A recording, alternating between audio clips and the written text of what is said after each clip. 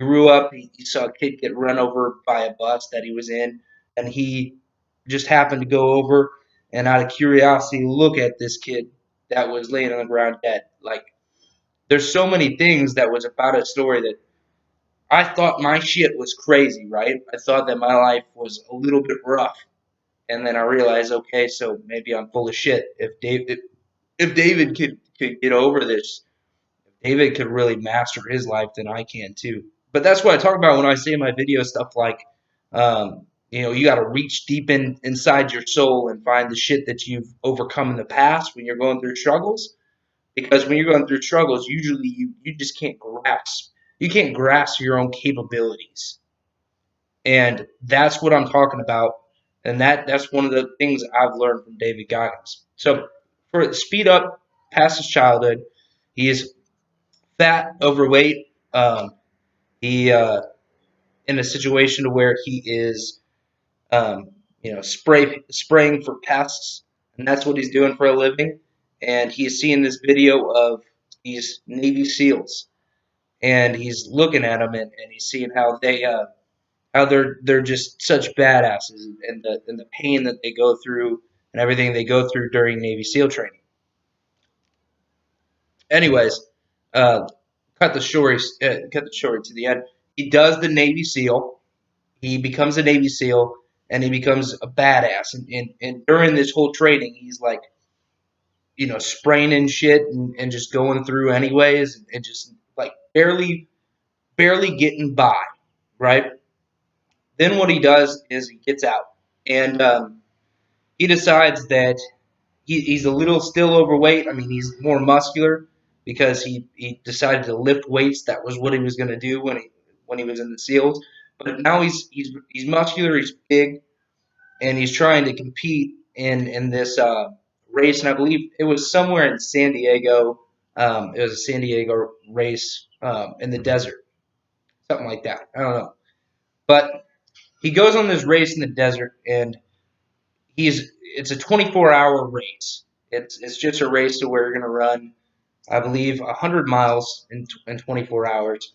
And he is just halfway through this thing, and his ass is kicked. He's just got his ass kicked. He's not even halfway through, and he's pissed himself. He shit his pants. He's got his fucking ankle that's fucked up. Like he can't move. So what he does in his mind is he sits down and he thinks about all this shit that he overcame in SEAL training. He thinks about why he's a badass. He thinks about why he can do it. So he wraps his leg up because this is what he did in SEAL training. Is he wraps his ankle up, his sprained ankle, and he had actually it's fractured ankle. So he wraps it up and ties it up with a piece of his clothing, and just ties it so tight that it cuts out the circulation of his blood flow. So he goes numb. So for 50 straight miles, he runs and finishes this race totally with shit coming out of his pants, no water, just you know fractured ankle, and he gets through the whole thing. And his mentality is just so interesting to me because it's something where he's not waiting for something outside of himself to take control over his life. He doesn't. He says he loves God, but he also says he's not going to wait for God to come in and take care of him because he's been in the lowest points, like I have, where nobody helped him get out of it. Right? He had to pull himself out. He had to figure out how to be optimistic.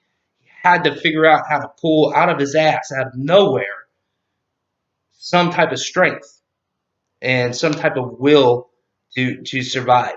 Right? I deeply encourage that you read his book, and I think it's a great example of how one of the things like life isn't rainbows and butterflies, and it's not rainbows and butterflies for a very good reason, and you can't be afraid to suffer. If you're afraid to suffer, you're going to be afraid to do anything extraordinary in life because everything extraordinary in life takes suffering. And it kind of puts into perspective the people that they went through suffering that they had no control over, and now they're all fucked up about it. right? There's trauma. There's shit that you go through in your life when you've gone through shit that was out of your control, whether it's in your childhood or your adult life, and how he deals with it's pretty interesting, and he embraces it, right? He embraces all those parts about his life, all of the suffering in his life, and all those things that are happening are because he doesn't like the idea. When he sees people out there being all comfortable, happy, staying in that comfortable situation to where they got that good job, that nice family, those nice things, and they've just always kind of been that way. Like he does not envy those people at all because if their life collapsed overnight, they have nothing to back up how to get out of it, right? They have no past experiences to back up the fact that they know that they could get through it, right? Because their lives have always been, not no one's life's perfect, but if your life has been mostly comfortable and you rode that comfortable ride that we all want to go in and ride on, away from pain, away from suffering, away from change, right?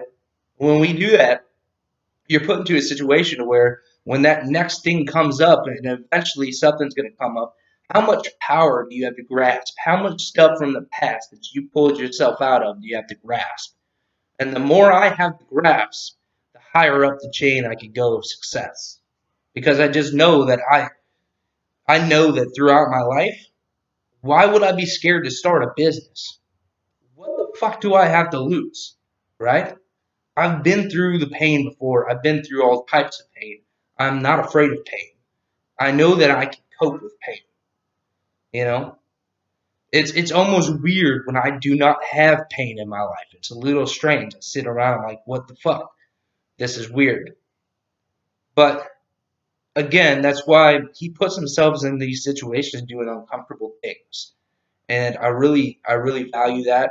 I think everybody should read his book, and that's one of the authors that I recommend that you guys go ahead and take a look into.